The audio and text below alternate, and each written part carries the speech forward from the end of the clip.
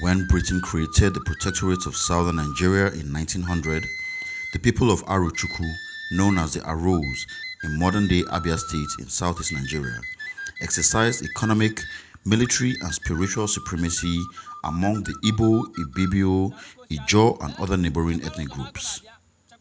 The Aros were among the most well-traveled of Igbos, as they had lucrative commercial interests from trading within Igbo land with other ethnic groups and with the Europeans.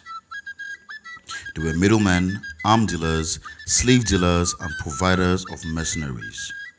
Through their alliance with martial clans such as the Abam, Eda, and Ohafia, they were able to loan out the military services of these clans as mercenaries and also use them as warriors for own interests. Their allies, the Abams, were in a state of perpetual readiness for war whenever it was worth their while. The British missionary described the Aros as a remarkable and mysterious people. The Aros also presented themselves as agents and interlocutors of a fair deity known as Ebini Ukpabi, which the British called Long Juju, that resided in a secret shrine inside a cave in Aro territory. People from as far as 100 miles away came to consult Long Juju in order to settle disputes, identify murder suspects, and receive guidance on seemingly intractable problems. Long Juju also acted as a supernatural judge who adjudicated on disputes and prescribed punishments for the alleged offending party. The Aros ascribed their commercial success to their being favored by Long Juju and also claimed that this gave them a special status. The name of their hometown, Aro meant Spear of God in Igbo. Their invincible aura made them one of the few groups that could travel through foreign towns and villages without attracting unwelcome inquiries. They were a threat not only on their own account, but also because they wielded huge influence over neighboring groups, whom they discouraged from dealing with the British. Their roles were held in all throughout southeast Nigeria, and their reputation for wielding economic, military, and supernatural power made them seem invulnerable. It also gave them confidence when Britain arrived in southeastern Nigeria. At first, they did not accept the British invaders were capable of challenging their supremacy. Neighboring ethnic groups accepted Long Juju's preeminence, and they arose status as a special people, calling them Umuchuku, meaning children of God.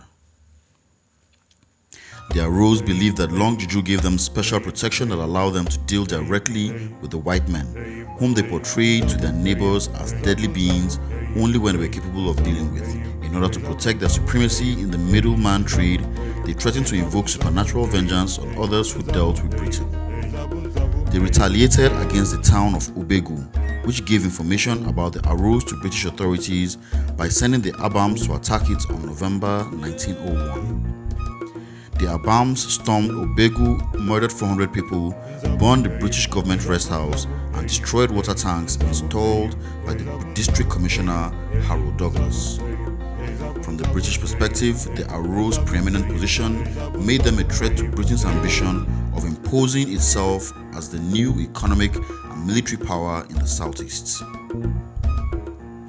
The relationship between the Aros and the British started on the wrong foot. In 1896, British officials led by Major Arthur Glynn Leonard visited Bende to discuss free trade in areas controlled by the Aros. Before agreeing to speak with natives, Leonard was in the habit of asking them to remove their hats as a sign of respect for the British. When Leonard's interpreter asked the Aros to remove their hats before Leonard spoke, they defiantly kept them on, and those without procured hats and placed them on their heads. Leonard described the interpreter who relayed his message as the most intelligent Opobo native who had been in England and talked English almost perfectly. The interpreter was Albert Jaja, son of the famous Jaja of Opobo, who had been exiled by the British 8 years earlier. Rather than building a rapport, the meeting set the Aros and British in antagonistic opposition to each other. Leonard complained. From the very commencement, the Aro people showed by their looks, gestures, and the generally offensive attitude they adopted that they resented our appearance and were determined to oppose us in every way. This was not only apparent by the scowls on their faces, by keeping their hats on their heads, and by many other outward mannerisms, but by the noisy disrespect they showed us, as well as by the insolent way in which they totally ignored our presence. Leonard also said that the Aro spokesman denounced and vituperated the unwelcome and uncalled for advent of the interfering white man and told them, "The white men may have come by the sun, they may have come by the moon, or they may have come through the clouds, but the sooner they went back from where they had come and remained there, the better." Anglo-Aro relations never recovered from this bad first meeting. The High Commissioner for Southern Nigeria, Sir Ralph Moore, began planning to attack the Aros in 1899. Moore, a former police officer, was not shy about using a military sledgehammer to deal with uncooperative natives and had masterminded the invasion of Benin in 1897. Before commencing the assault on the Aros, Moore instructed the mission's commanding officer to ensure that the natives must be made to fully understand that the government is their master and is determined to establish in and control their country. The mission's stated goals were to stop the slave trade, find and destroy the long juju, open the country to civilization, promote legitimate trade, and introduce British currency. There was another unstated aim. The colonial authorities were concerned about the large numbers of weapons in native hands. Pre-colonial Igbo society was very well armed. During Leonard's visit to the Bende area in 1896, he noticed that not a man apparently moved except without carrying a naked sword in one hand and a rifle at full cock in the other. Even the boys, some of them not higher than an ordinary man's knee, walked about armed with bows and pointed arrows. Although the natives mostly used their guns for hunting and rarely in wars against each other, which were fought mainly with machetes, spears, and bows and arrows, they could become very dangerous weapons if the natives ever became organized and decided to resist the British incursion. During the Brass Uprising against the Royal Niger Company in 1895, British authorities were stunned at how well armed the natives were. A British Army officer admitted that during the Brass Revolt, what the commissioner found most difficult to understand was the brass men being so well equipped with rifles and percussion guns, which were prohibited under the Brussels Act. The truth was that the protectorate government was not in a position to undertake the somewhat formidable task of disarming the natives until about the year 1900. The only remedy was general disarmament. However, a general disarmament was an unrealistic prospect because Britain had little intelligence or other knowledge of the ethnic groups beyond the southern coastline. After the Brass Revolt, Sir John Kirk stated, "To attempt to disarm the population by any sudden and violent action would end in failure, the ruin of trade and the general rising."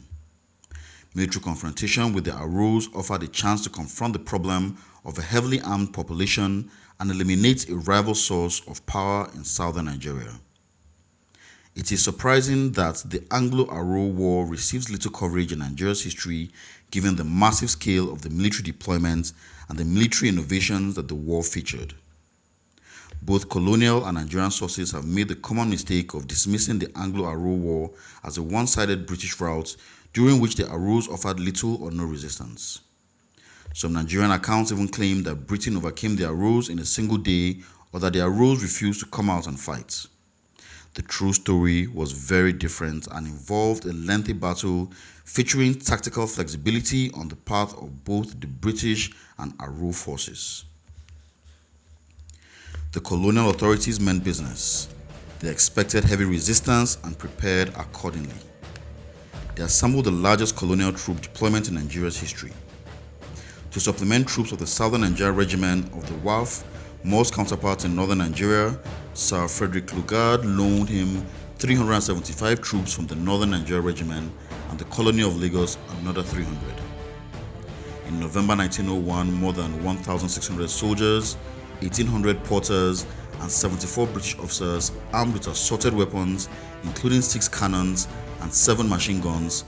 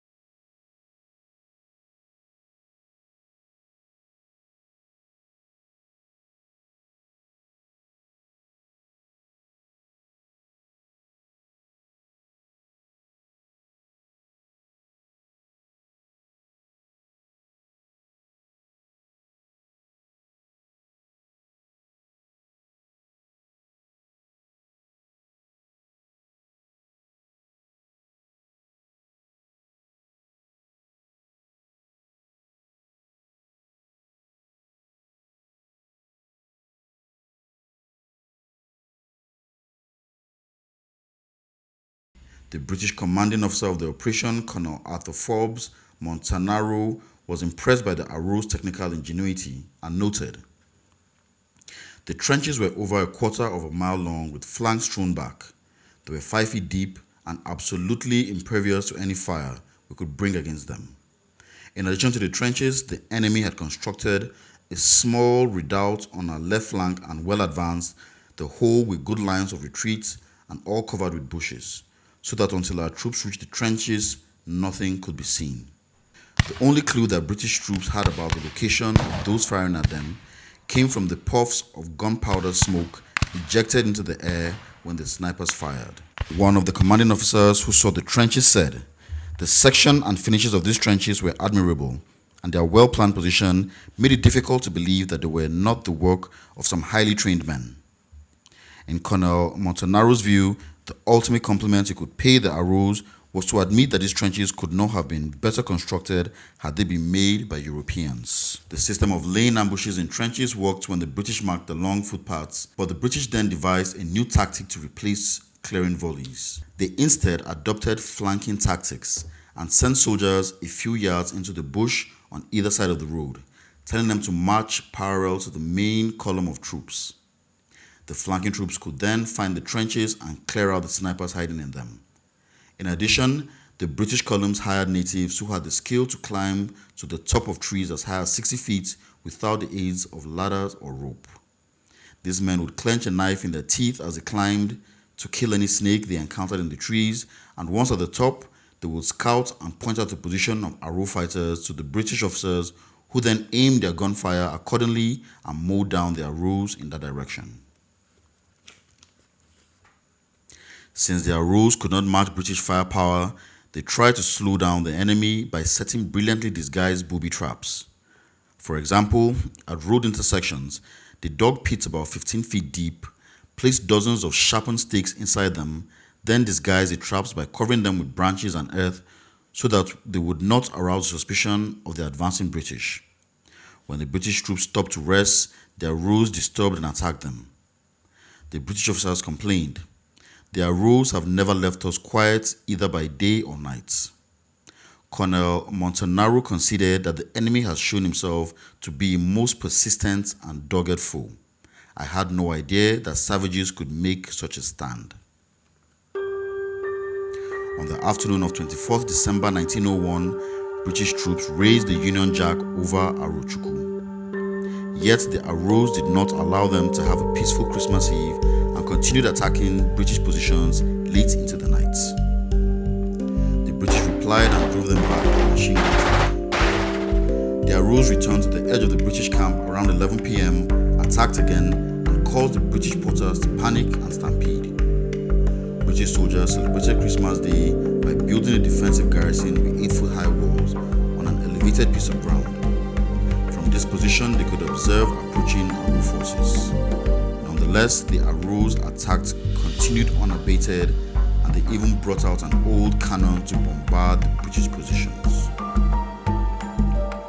On 31st December, the British discovered the position of the Long Juju Oracle and blew it up with dynamite. But the military campaign continued for another 4 months. The absence of a centralized political authority in the southeast meant that the British could not depose one overall ruler and expect all his followers to fall in line. From January until April 1902, British forces marched and remarched over 6,000 square kilometers of Igbo land and crisscrossed the interior to attack the recalcitrant villagers that refused to surrender and to confiscate their guns.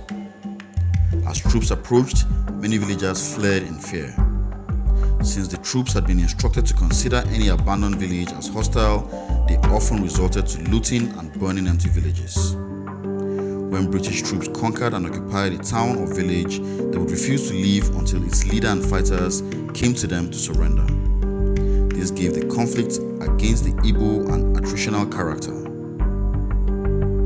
At the same time, it allowed the British to execute the hidden part of their mission, the disarmament of Igbo land. Once British forces captured a town or a village, their general policy was to require it to surrender all its weapons to the British forces, who would then confiscate and destroy them. The political officer accompanying the mission, Lieutenant Lieutenant Colonel Galway arbitrarily set a quota for the number of guns that each village had to surrender based on the number of people or houses in that village. The quota for the Aro mission was 1 gun for every 4 houses. If the village refused to surrender its weapons to the satisfaction of the political officer, the troops would either burn and destroy the village or occupy it and live off its farm and livestock until the British demands were satisfied. British officers were astonished at the quantity and variety of guns they recovered after the Aro War. Lieutenant Colonel Galway remarked, "The variety of rifles was amazing. Among them were Brown Bess, Mini, Enfield, Winchester, Snyder, and Martini Henry." The British forces confiscated over 25,000 rifles at the end of the campaign, and Galway sent some of them to the Tower of London, where they were placed on public display.